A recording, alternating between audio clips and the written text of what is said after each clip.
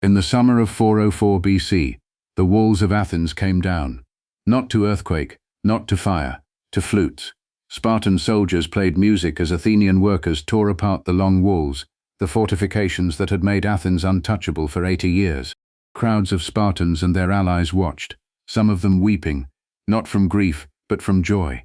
They believed, in that moment, that they were witnessing the first day of freedom. They were wrong.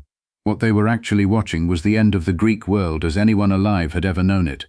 Two great powers had spent 27 years trying to destroy each other, and when the dust settled, neither of them had won anything worth having. This is the story of how two allies who once stood shoulder to shoulder against the largest empire on earth turned their swords on each other instead, and burned the golden age of Greece to the ground in the process. This is the entire war of the Peloponnesian War. To understand why Athens and Sparta destroyed each other, you have to understand that they were never supposed to be friends. They were opposites wearing the same language.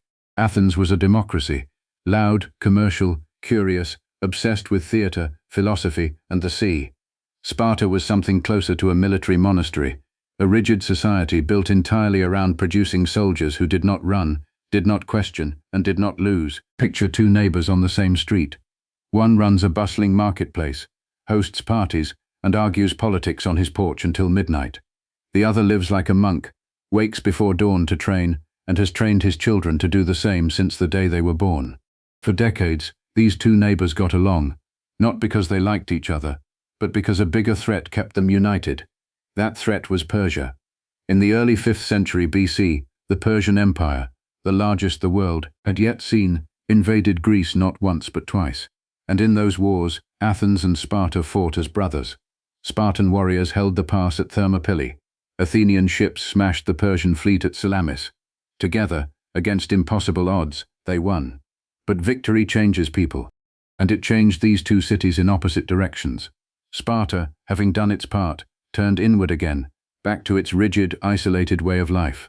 Athens did the opposite. It looked at the wreckage of the war and saw opportunity. It built a navy, it built an empire, and it built something called the Delian League, an alliance of Greek city-states originally formed to protect against future Persian attacks. Here's the analogy. Imagine a neighborhood watch group formed after a wave of break-ins. At first everyone pays dues, and a few volunteers patrol the streets. But over time, one member starts using the shared fund to renovate his own house, telling the others it's for collective security. He starts telling other members which locks to buy. Eventually, if anyone tries to leave the watch group, he threatens them. That's what Athens did with the Delian League. The shared treasury for defense against Persia slowly became Athens's personal war chest. Member states that tried to quit found Athenian warships at their harbor within weeks. The alliance had quietly become an empire, and Athens was its unelected king. Sparta watched this happen for decades, and it watched its own allies grow nervous. Sparta led its own alliance, the Peloponnesian League, mostly land powers across the southern Greek peninsula, and city by city, those allies came to Sparta with the same warning. Athens is growing too powerful. Athens will not stop. Someday, it will come for us too. By the 430s BC, the fear had a name. Historians would later call it the Thucydides trap, the idea that when a rising power threatens to overtake an established one, war becomes almost impossible to avoid. Sparta was the established power. Athens was rising fast, and the tension between them was no longer a disagreement, it was a countdown. Wars this large rarely start over the reason people give. They start with a spark landing on dry wood that's been stacking for years. The spark here was a small city called Epidamnus, then a dispute involving Corinth and Corcyra, then a trade embargo Athens placed on the city of Megara, a set of disputes so tangled that most people in Greece at the time probably couldn't have explained them cleanly either. What mattered wasn't the details. What mattered was that Corinth, one of Sparta's most important allies, felt cornered by Athens, and it marched to Sparta demanding action. Picture a group chat where one friend keeps escalating. If you don't do something about him, I'm done being your friend. Multiply that by furious ambassadors and entire cities, and you have the Spartan assembly in 432 BC, listening to ally after ally demand war. And here's the part that surprises people. Sparta didn't actually want this war. The Spartan king Archidamus stood up and warned his own people. He told them plainly that Athens had money, ships and an empire's worth of resources, and that Sparta had none of those things in comparable measure. A war against Athens, he warned, would not be won in a single glorious battle. It would be long, grinding, and possibly inherited by their children. The assembly voted for war anyway. Sometimes the loudest voices in the room aren't the wisest ones. They're just the ones nobody wants to publicly disagree with. Archidamus's warning turned out to be almost prophetic. He didn't know he was describing not one war, but the entire next generation.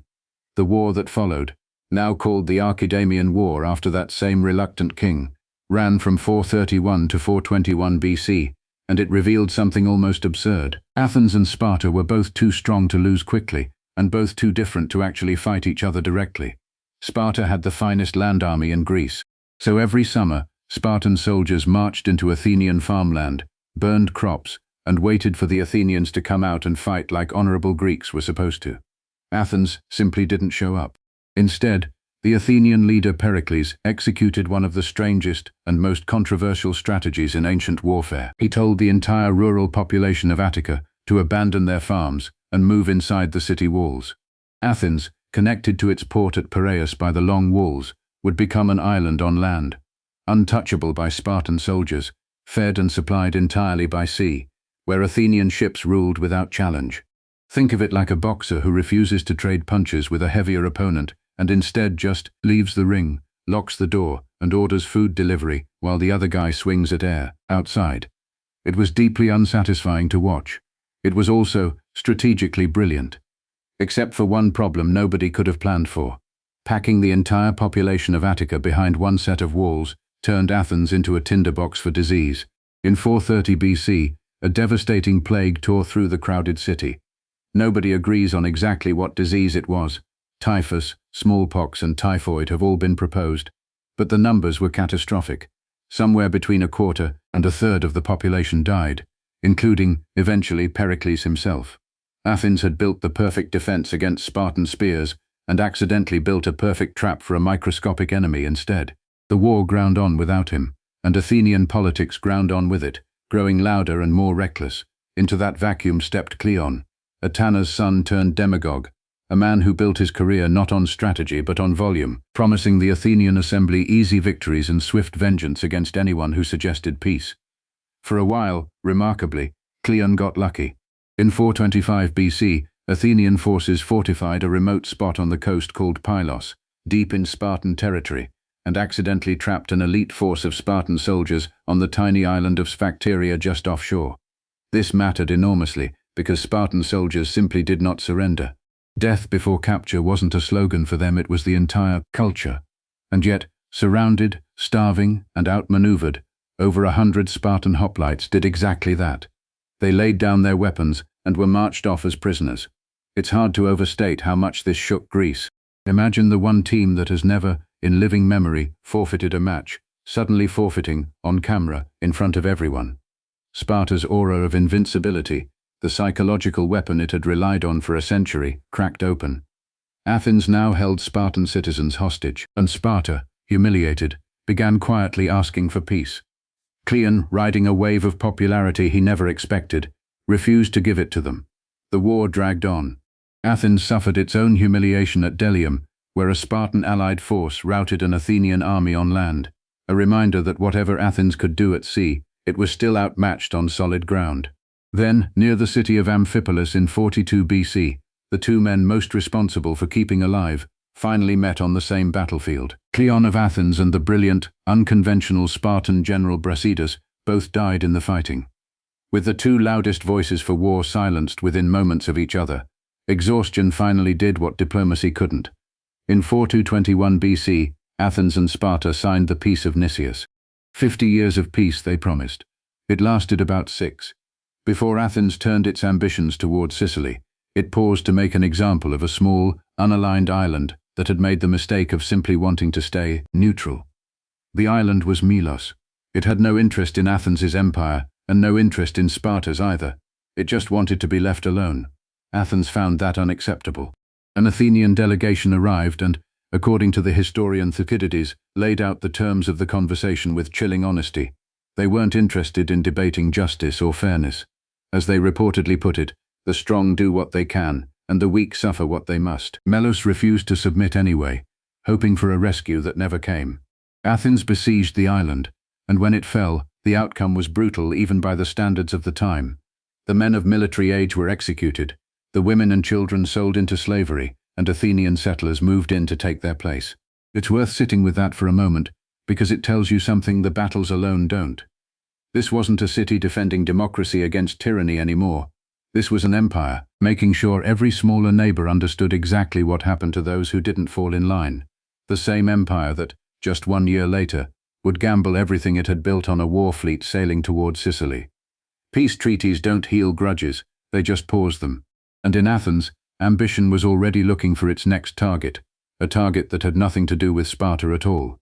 Far to the west, on the island of Sicily, sat the wealthy city of Syracuse. Athens had no real quarrel with Syracuse, but a young, magnetic, wildly overconfident politician named Alcibiades convinced the Athenian assembly that conquering Sicily would bring immense wealth, cripple a rival power, and expand the empire even further. It's the ancient equivalent of a company, flush with recent success, deciding to take on a massive, unrelated new venture on the other side of the world, while its actual, dangerous rival is still very much alive at home, simply waiting. In 415 BC, Athens launched the largest naval expedition Greece had ever assembled and sent it to Sicily. And almost immediately, it began to unravel. Alcibiades, the expedition's most talented commander, was recalled to Athens to face criminal charges before the fleet had even really begun its campaign. Rather than return and face possible execution, he defected to Sparta. He then personally advised his new hosts on exactly how to beat his former countrymen. The Sicilian campaign that followed was a slow-motion catastrophe. Sieges failed. Reinforcements arrived too late and in insufficient numbers. The Athenian fleet, once considered unbeatable, was trapped and destroyed in the great harbor of Syracuse. The survivors who tried to retreat overland were hunted down, and thousands were thrown into stone quarries to die slowly of exposure and starvation. By 413 BC, the expedition that was supposed to make Athens richer than ever had instead. The Athenian fleet, caught poorly positioned and undermanned, was overwhelmed by the Spartan commander Lysander. It wasn't really a battle so much as a slaughter and a capture. Athens' navy, the single thing that had kept the city fed, funded, and alive for nearly 3 decades of war, simply ceased to exist. Without a fleet, Athens couldn't import grain. Without grain, a city of that size starves. Sparta didn't even need to storm the walls. It just waited outside them and let hunger finish the job. In 404 BC, Athens surrendered. The terms were humiliating by the city's own former standards. The long walls torn down, the empire dissolved, the navy reduced to a token force, and a new, Spartan-backed government installed in place of the democracy Athens had built its entire identity around. And yet, for all the fear Athens had earned over the decades, Sparta chose not to raise it. Some of Sparta's allies genuinely wanted Athens erased from the map entirely. Sparta refused, reportedly out of respect for what Athens had once done for all of Greece during the Persian invasions generations earlier. It was in its own strange way the last echo of the alliance that started this whole story. If you made it this far to the end of this video, like, subscribe, and drop a comment about your review of Peloponnesian War. I will see you in the next video.